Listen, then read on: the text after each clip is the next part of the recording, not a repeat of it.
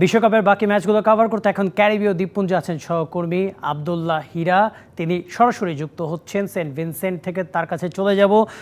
আব্দুল্লাহ হীরা, আপনি এখন ক্যারিবীয় দ্বীপপুঞ্জে আছেন, যুক্তরাষ্ট্রের মিশনটা শেষ ক্যারিবীয় দ্বীপপুঞ্জে। এই মিশনের আগে আর আমাদের বাংলাদেশি হিসাবে তো আজই ম্যাচ, যেহেতু 12টা পার হয়ে গিয়েছে, দলের সবশেষ প্রস্তুতি বা কেমন দেখছেন, আর সেখানকার কন্ডিশনটার সম্পর্কে আমাদের যদি একটু ধারণা দিতেন।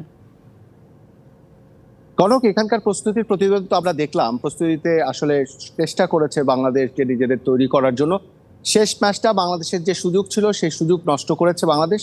তবু বাংলাদেশ প্রস্তুতির মধ্য দিয়ে চেষ্টা করেছে যে বাংলাদেশ নেদারল্যান্ডসের যে ম্যাচ রয়েছে এখানকার স্থানীয় সময় সকাল 10:30টায়, সেই ম্যাচটিতে বাংলাদেশ তাদের একটা সুপার এইটের পথটা যে মসৃণ করতে পারে নেদারল্যান্ডসকে হারালে, সেইটার চেষ্টা থাকবে। এবং অধিনায়ক শান্ত নিজেদের মধ্যে কি ধরনের উন্নতি হয়েছে, তারা কতটা কনফিডেন্স, সেসব নিয়ে সাংবাদিকদের প্রশ্নের জবাব দিয়েছেন।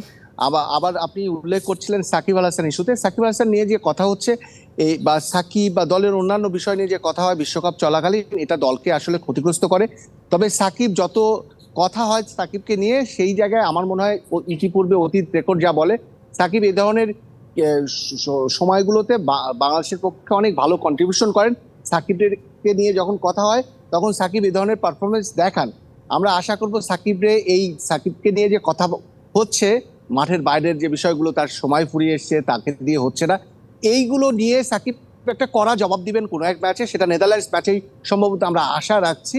আর সাকিব খেললে কি হয়, বাংলাদেশের জয় কতটা সহজ হয়, সেটা আমরা ইতিপূর্বে অনেকবার দেখেছি।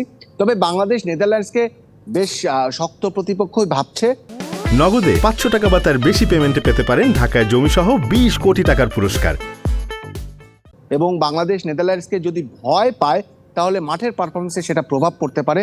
আমরা লাস্ট টি-20 ওয়ার্ল্ড কাপে দেখেছি হোবার্টে বাংলাদেশ নেদারল্যান্ডসের মুখোমুখি হতে এবং নেদারল্যান্ডসকে হারিয়েছিল সেই টি-20 ম্যাচে। কিন্তু নেদারল্যান্ডসের যে পাওয়ার হিটার রয়েছে, তারা কিন্তু এ ধরনের উইকেটে যে রান থাকবে, আগে ব্যাট করলে বড় একটা স্কোর করার সুযোগ থাকবে তাদের, এবং যদি টার্গেটে ব্যাট করতে যায় সেক্ষেত্রে তাদের পাওয়ার হিটাররা অল্প বলে বেশি রান করার সক্ষমতা রাখে, যেটা বাংলাদেশের ব্যাটারদের আমরা সবসময় কম দেখি। তাই বাংলাদেশের ব্যাটারদের যে আত্মবিশ্বাসের কিছুটা ঘাটতি রয়েছে, বেশ খানিকটা ঘাটতি রয়েছে, সেটাও যে 2 ম্যাচে ব্যাটাররা পেয়েছে তাও আমরা বলতে পারি না বা দেখি নাই।